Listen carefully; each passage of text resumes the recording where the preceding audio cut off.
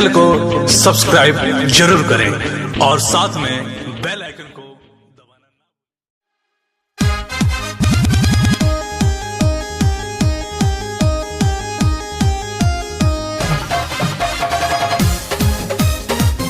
सब सुन रहे जी सिंगर गौरव राजा की आवाज में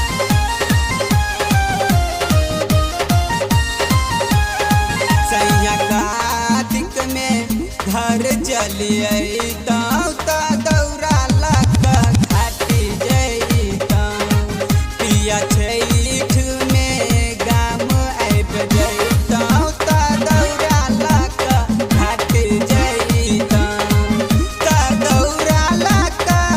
घाटी जैता यो दौरा लगा